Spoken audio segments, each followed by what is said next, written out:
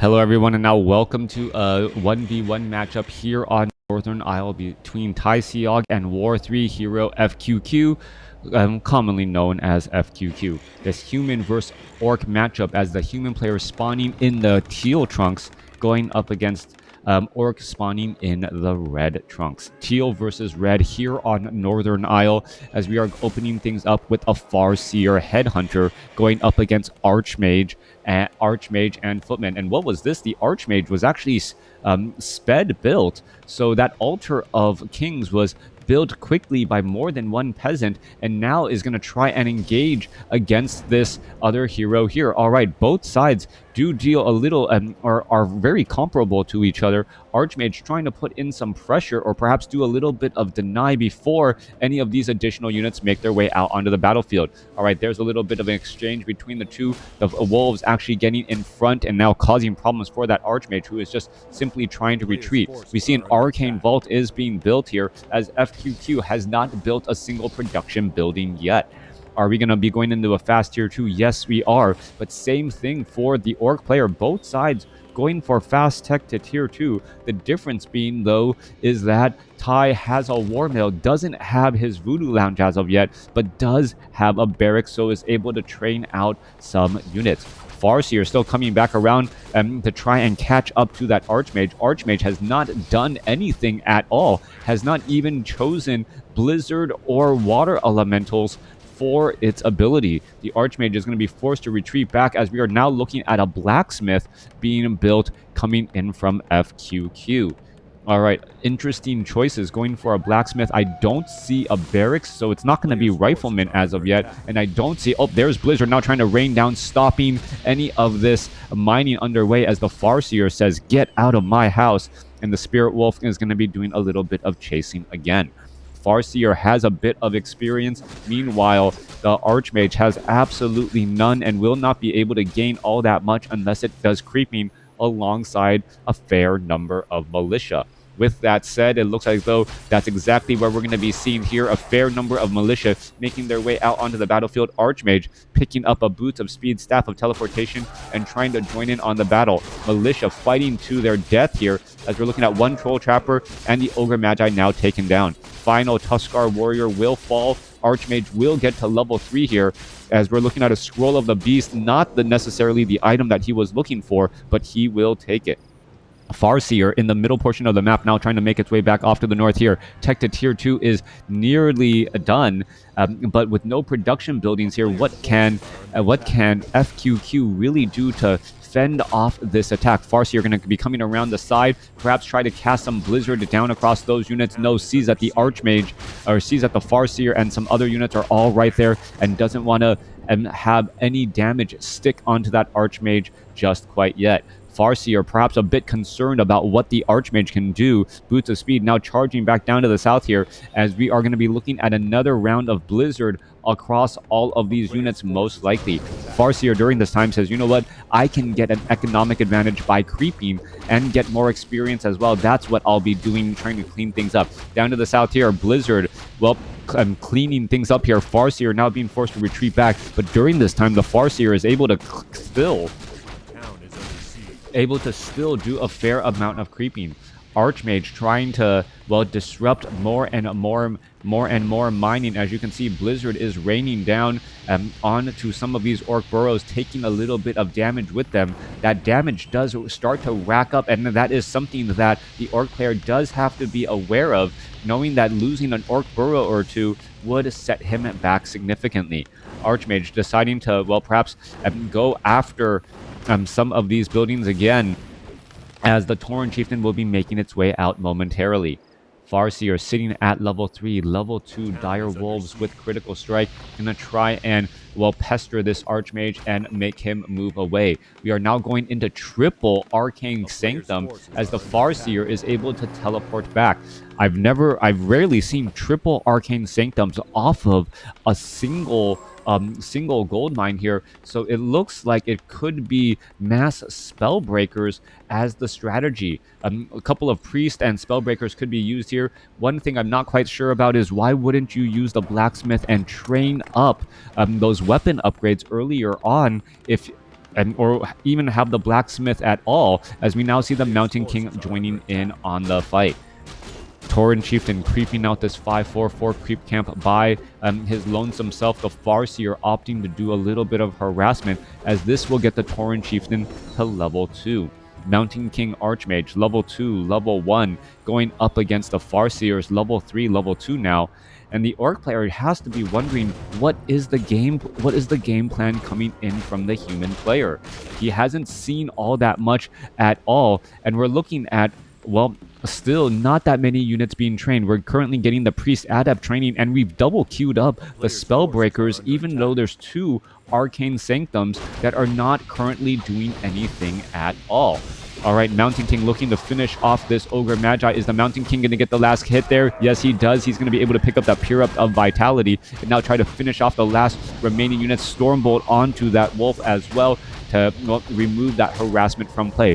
Farseer is coming in from behind. We see the Priest trying to dodge away. Chain Lightning there. We're going to be looking at a little bit of damage as the Priest may end up getting taken down. Stormbolt onto the Farseer. There's a Dispel Magic right there. Priest is still absorbing a little bit of damage, down to 47 hit points, down to set 40. And now the Farseer realizes, wait, I really don't want to be in this battle at all. If he tried to take down that Priest who was still healing himself, he could have been taken down himself.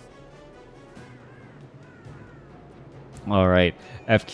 The human is FQQ, yeah. So just a very, very weird style of play. Triple Arcane Sanctums with a Blacksmith. And that's pretty much all I see right now. We are looking at a fair number of Spellbreakers out onto the battlefield. And FQQ is bringing something rather unique and interesting to the table and somehow trying to make it work. 41 supply compared to 42. There's Blizzard, and we're going to see an Ankh of Reincarnation. Units are now trying to retreat back. Tauren Chieftain gets up to level 3, now having access to that level 2 stomp and finishing off this creep camp. This is going to be a very big deal indeed if the Tauren Chieftain gets level 3, but he does not realize he's going to be going up against an army of Spellbreakers and also trying to deal with control magic. That Stomp obviously does not do anything against that front line of Spellbreakers, and then the mana just ends up becoming a bit of a liability for that Tauren Chieftain as, he has mana, he just takes additional damage from those Spellbreakers until he runs out. We are still looking at mass headhunters here. We are only at Stronghold, not going into the fortress. No Berserker upgrades as of yet, as the units are now making their way back off to the north. Tauren Chieftain looking to see if there's an expansion, sees nothing, opts to clear it out as the Mountain King shows up to the party. He has an Ankh of Reincarnation. Are we going to see some Stormbolts or anything like that going straight after a Headhunter and then following things up with Blizzard to rain things down? Tauren Chieftain now getting a big bit of damage onto the Mountain King with an ensnare, but he's going to get resurrected with that Ankh of Reincarnation and have a bit of mana still. He's now trying to retreat back here as we're still seeing a little bit of chasing damage against those Shaman and other units here. All right, a little bit of healing. There's some Blizzard raining down. Tauren Chieftain not opting to get a Storm or a Stomp onto that Archmage. Archmage still racking up a bit of damage. You see Scroll of Healing now being used there as the Shaman are trying to make their way back out onto the battlefield. Tauren Chieftain gets Storm Bolted one more time. Mountain King trying to finish things off, or perhaps getting a bash here as we're seeing a little bit of damage retreating back there. There is a bash onto that one Headhunter trying to finish off another unit. Mountain King does get the kill there as the Archmage still sitting at level 3, level 2 Blizzard just slowly racking up damage against all of these units. Tauren Chieftain feeling, well, rather better now that he has a Potion of Invulnerability and a Potion of Healing. Mountain King continuing to fight back here as well. Chain Lightning bouncing back around as the Tauren Chieftain throws down a Stomp onto a Priest.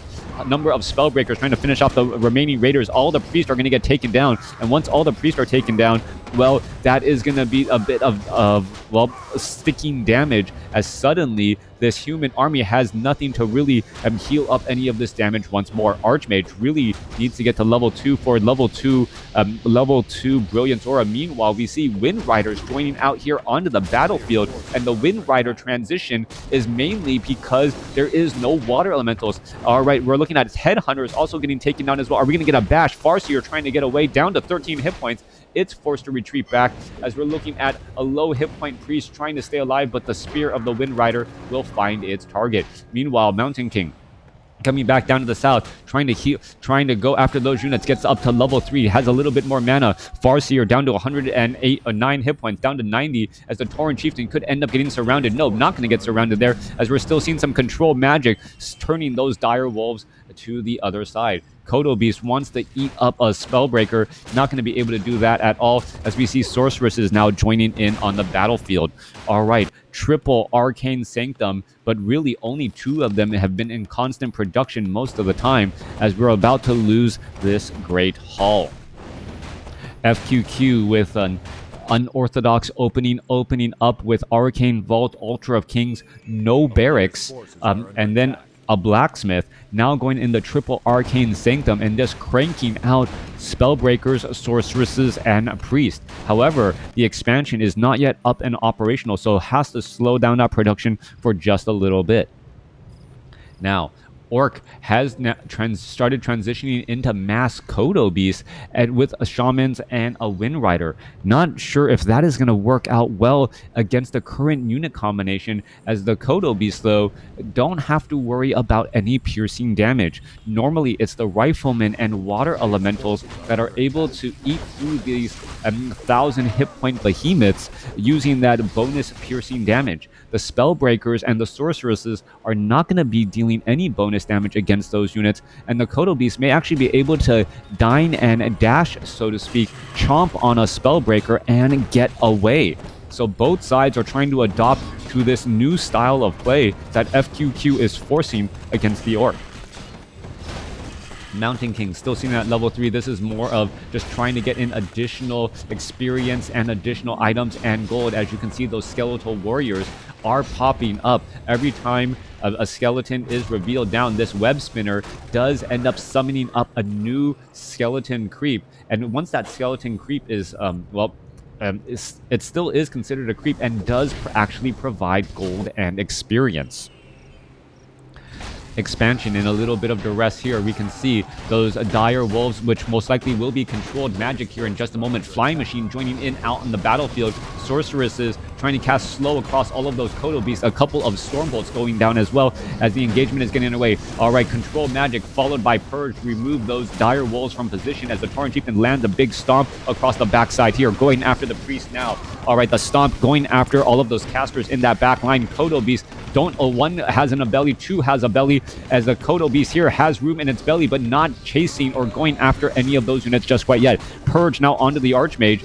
Are we going to see any more dining for these Kodo Beasts? That one Kodo Beast has room in its belly and isn't going for anything, surprisingly. Water Elemental now out here onto the battlefield after a retrain to try and deal with some of these Kodo Beasts here. Spellbreakers could end up getting taken down. There goes a Spellbreaker there. Mountain King now going after the Tauren Chieftain. Mountain King does have access, has a Stormbolt down to 44 hit points, and that Tauren Chieftain will end up falling. All right, there it goes. Level 4 now on that Mountain King, as the Kodo Beasts are still trying to get away with 6 supply in their bellies. Flying Machines are up in the air, but there is no additional Wind Riders to actually take out. Stormbolt onto a Kodo Beast here. Raiders are trying to engage. This is a kind of a forced engagement in an uncomfortable position, as the Orc player loses one of those Kodo Beasts. Another Kodo Beast could get taken down, but the Archmage falls as well. This game is just all over the place, as those units are just trying to engage more and more. All right, Mountain King trying to go after another Raider there. Kodo Beast looking to back away once more, as the Flying Machines have nothing to attack. Another beautiful tech swap change by the Orc player, making all of these Flying Machines pretty much useless by showing that he was going to go for Wind Riders and then ending up going for Kodo Beasts instead. Those Flying Machines now looking to back away. You can see that Tauren Chieftain does get up to level 5. This expansion is still up, but it is not operational and will be quickly taken down. Both heroes on the human side are getting resurrected, or what the Archmage getting resurrected. You can see the human army right here. Sorceresses, Spellbreakers, no Priest. More Priests need to get trained up. That workshop training up a handful of Flying Machines, and with nowhere to go and nothing to do. Raiders going to finish off this last town hall here and perhaps try and retreat back. 44 supply compared to 39, but the big story is the level advantage. Orc having 2 level 5 heroes going up against 2 currently resurrecting or fallen heroes at level 4. Now here comes the question, what is the follow-up play going to be? Kodo Beast, 3 Kodo Beasts now out here onto the battlefield again. They are getting healed up by that healing salve and about to move on out. We could be looking at perhaps an expansion attempt here. No tiny Great Hall, perhaps a little bit of long-distance mining to get every bit of gold they can without actually having to invest in Great Hall just quite yet. Farsi or Torrent Chieftain on the move again. Where are they going to go? What are they going to try and do? Meanwhile, the human army is still just resurrecting heroes the old-fashioned way and trying to rebuild their army, sitting at 44 over 48 supply. In comes the engagement here. There's a control magic as the Dire Wolf is quickly going to get taken down. There's a stomp onto a couple of sorceresses and priests, or a sorceress and the priest in that front line, getting them taken down in pretty much no time flat. Meanwhile, the shamans are out here able to purge down those water elementals and also purge down the dire wolves if they do end up turning. Raiders now making their way back around, trying to get some damage onto that Altar of Kings. Peasants, Volition now going to try and engage. Bars here can come across with another beautiful Chain Lightning to finish off many of those units. As you can see, well, no, Chain Lightning, are we going to see it? Yes, there we are, and it does chain around across the backside there, taking down another Sorceress. Shaman are purposely staying in the back, but this has just been a great game by the Orc player, constantly transitioning and adapting to the situation. I believe that head fake of Wind Riders and then going for Kodo Beast is what really threw FQQ off, as the water elementals are just getting purged down and feeding in more experience for the Orc army, and that is going to be the game. FQQ opening up with triple Arcane Sanctum as his first 3 production buildings unable to come away with the win. Thanks for watching. Thanks for listening. Hope you guys enjoyed it.